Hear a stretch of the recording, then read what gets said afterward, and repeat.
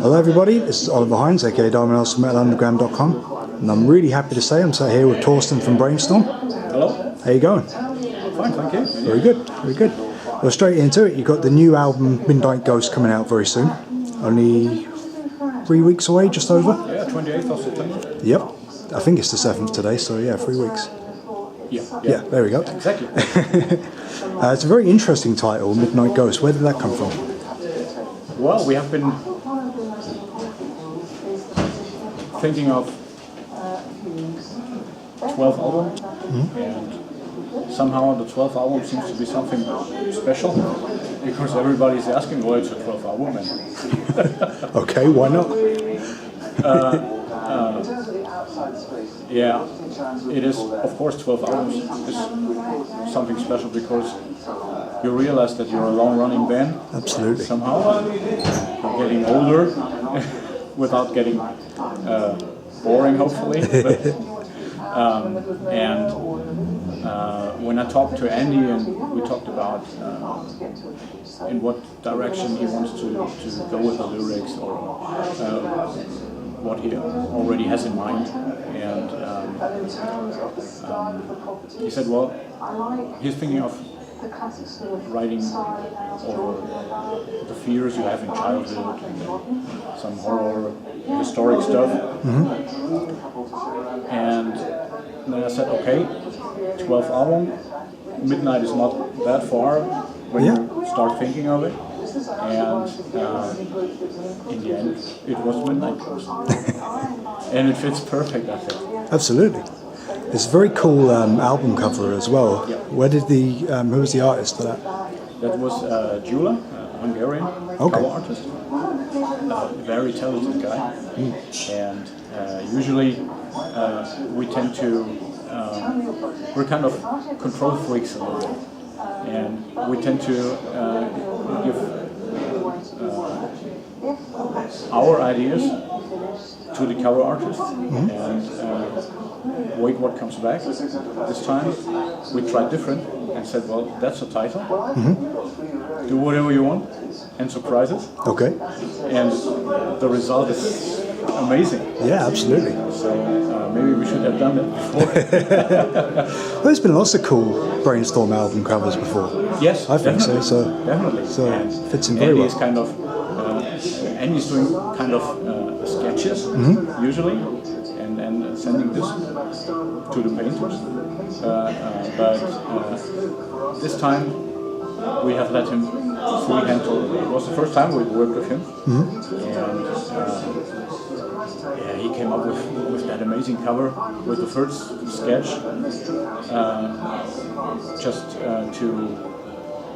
he sent us the first sketch to be sure he's going into the right direction. Okay. And it was just some monsters, some ghosts, and we have been overwhelmed. And said, well, that's, without knowing what we want, that's exactly what we wanted. And then he went on with filling it up with more ghosts and all that little details, and it was amazing. Very cool. Well, in going with the ghosts and monsters and childhood fears, if you like, that kind of fits in. It's like a natural follow-up, if you like, from the previous album, Scary Creatures. Yeah. Was it intentionally made to follow in that kind of route? Or? No. Okay. No, absolutely not. Absolutely not. It was, at least we didn't plan it. So it may look like that, but it was, or it is in the end just a kind of what the topics are from the lyrics, and that's how it came out. Okay. Very cool. How does the recording compare with Scary Creatures? Did you use the same producer? Or? No, different producer. Okay. So we worked with Steve from Audio Hogan. Okay. Who did a great job. And usually we're, as I said, we're kind of control freaks a little bit. We usually do everything on our own. Okay. So since the beginning of the band, we do our own management. We do everything, even the recordings. Okay. And it was very few times we used a real producer that can can be involved in the songs or in the arrangements, in the final arrangement.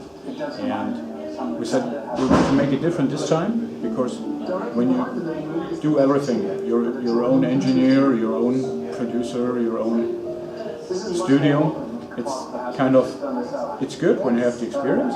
Yep. But we felt we needed to do it different this time, and we wanted to go into the studio just as musicians and songwriters. Yeah.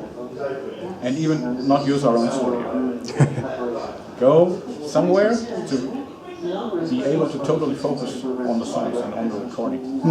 And I think you can hear that on Midnight. Cool. Kind of, it's definitely Brainstorm, I think. But it shows some new colors. Okay. I think. So without going or losing our roots. So, and we loved it. We loved the turnout, and we had a great studio in the middle of nowhere, which was amazing. We stepped out of the studio door and there was nothing like country. Very nice. A graveyard next to the studio. Well, it fits perfectly then. But a lovely small graveyard. Okay. So probably more ghosts on the album cover than in the graveyard then. Yeah, I think so.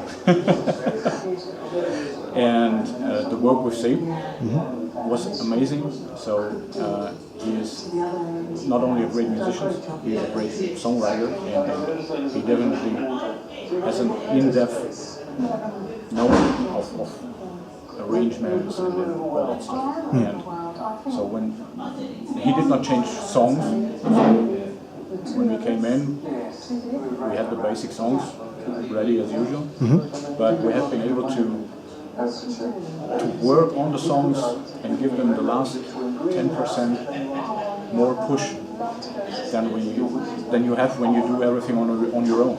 Okay, cool. So he was like, when you record yourself, you're in a kind of comfort zone. Yeah. And you play, and of course we have the experience, and we know, okay, that's good, that's good enough, we can leave it as it is. And we said, push us, and if you think we can do better, we will give it another round and another round and another round. Very good. And that's how it turned out, and I think it was like a win in the lottery. Okay. How things turned out and how things summed up in the end. So it was like every puzzle piece that should have fit together and very natural. Perfect. Yeah. Very cool. Musically, how does it compare with Scary Creatures?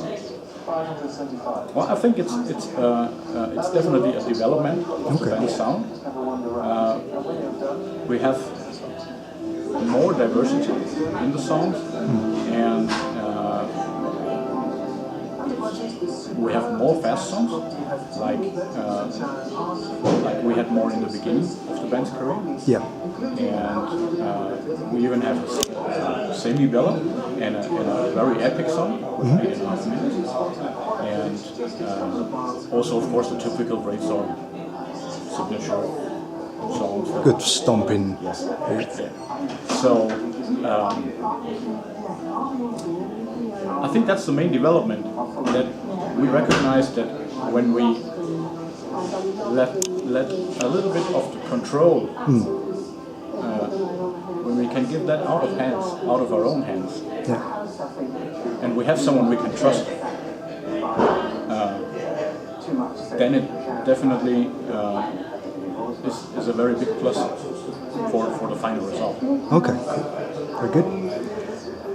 You've been with AFM for a little while now. Yep. How is the relationship with AFM? Well, it's the 5th album. Okay. For AFM, so relationship is still very good. Good. I would say it's even getting better with the years. Good. And we had a good relationship from the beginning. So we know the people before when we signed the contract. And, we love working with people we we know and we can trust somehow in what they're doing, and we know they're metal people, which is very important. And yeah, it's a long-running partnership that works. So, Very good. Yeah. Second. One thing I wanted to talk to you about is one of your previous albums, which is Downburst, which came out 10 years ago now, and that was the first time I heard Brainstorm, and I loved it. I thought it was absolutely brilliant. It was just so much fun without being cheesy, and that's why I like Brainstorm. Do you have any special memories about Downburst, or anything that sticks out? Actually, because I believe that was the first album with the current lineup.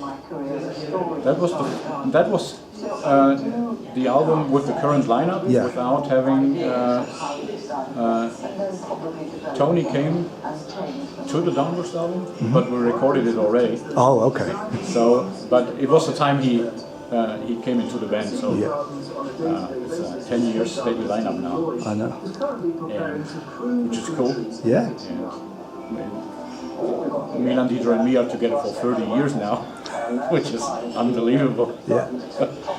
But special memories for Downburst, to be honest, is that Downburst was pretty similar from the recording process, like Midnight Ghost was. Oh, okay. So because we worked with Sasha Pate as producer, and we had been in the Gate Studios, also not in our own. Yep. So it took us 10 years to do something like that. Okay. It's actually Downburst is also one of my favorites because it has so many great songs from start to the end. Well, absolutely. Falling Spiral Down opens up, and it's just sets the whole tone. Then it's great. Yeah. And Firewalk with Me, that's one of the catchiest heavy metal songs of the 21st century, I think. That was our #1 hit in Hungary. Yeah? Yeah, we went on #1 with the single in the charts in Hungary. Could have been UK and we would have earned more money, but Well, not everybody can say I wrote a #1 hit. well, very true, very true. When you called up the artist for Midnight Ghost, you go, "Yeah, I remember you. You were all over the fucking radio 10 years ago." Yeah. Yeah, and that's one thing I remember, or I have very good memories from the Downburst recordings. I think, like I say, it shows through in that it is such an enjoyable album. Not to discredit any of the others, it's just that's my favourite. So. That's what we have kind of the same taste then. Yeah. That's good. Cool. And like you mentioned there, 10 years ago now, Downburst came out. And a lot of bands now, they get to a point where, it's this album's 10, 15, 20-year anniversary, we'll play the whole album. Have you ever had any plans to do that with any of your albums, or do you kind of feel that's a gimmick that doesn't need to be used all the time? It's a very interesting project, and actually we did play the whole Fire Soul album to the release shows at the release weekend, and I can say it's a big challenge. Oh yeah. Because you know your live classics and you play them since years, and then you record a new album, and then you want to play all the new songs live.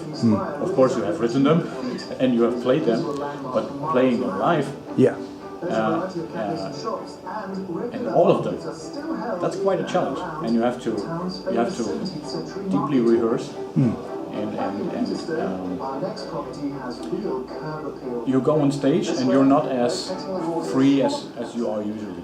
Okay. I think. Yeah, because you're stuck to it's almost a set list that everybody knows if you're playing the whole album. They go, they're going to play this next, so... Yeah. And in our case especially, we did it on the release weekend. Yeah, so nobody really knew the songs. No.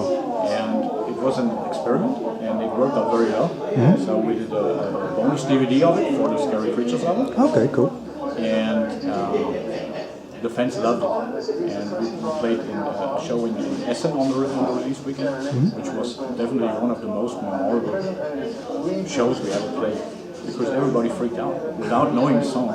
And of course we played the Brainstorm classics afterwards. Of course, yeah.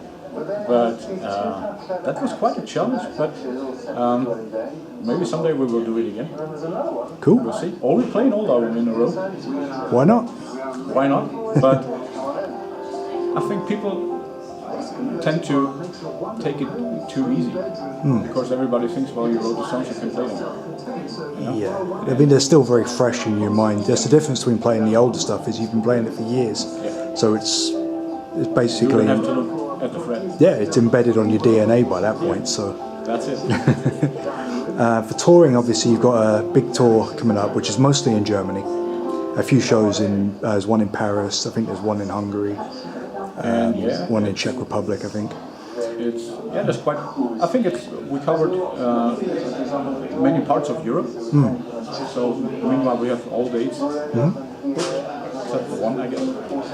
So and then we'll go on the road for 3 weeks, starting mid of January. Very good. And yeah, we're very looking forward to it. Of course, it will be a headlining tour. Yep. Yeah, we'll see. Hopefully, it will be one of the best tours we ever played.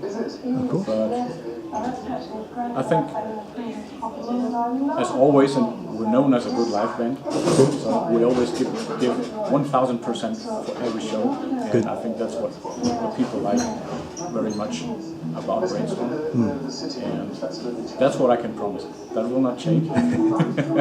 But of course, this time we play a full 90-minute set. Good. With as much new songs as possible, not the whole album, but I think at least 5 or 6 new songs. Good. I think that's a good sort of mixture then. There's plenty to offer without it being overbearing, if you like. Yeah. Which is, it's great. And how about festival appearances? Have you got any lined up for next year? And we're talking with a lot of festivals. And Okay. I think next year we're pretty busy. Good. Tour is a focus, definitely. But of course we will play as many festivals as possible. Very cool. Good. And there's a lot of festivals now in Europe, and it seems you can't get out of bed in Germany without tripping over a heavy metal festival. There's so many of them there. Do you think the festival circuit is kind of overtaken touring a little bit, or do you see it more as a positive thing, where everyone can come together if you like? Well, I think there's, as on almost everything, there's two sides of how you can see it, or however. Bands have to be on the road nowadays, as the CD sales are not growing anymore. No. So, as we all know, and I think when you keep the balance, especially as a band, and we do not forget about where we come from, and playing club shows for the people that are really into your band. I think then it's fine to play a festival run with 25-30 festivals. Why not? Why not? Yeah. It's good money. And of course it's fun playing in front of huge audiences. Yeah. But for us, it is definitely very important to not to forget where we come from. And Brainstorm always was a band that had a very intense relationship with the fans. And you only get that in the club shows. Because you have the direct contact. And that's very important, I think. Absolutely. Well, thank you ever so much for taking the time to speak with me today. I really do appreciate it. And I hope to see you on stage very, very soon. Hopefully. Because Thanks for having me. no, absolute pleasure. Bye now.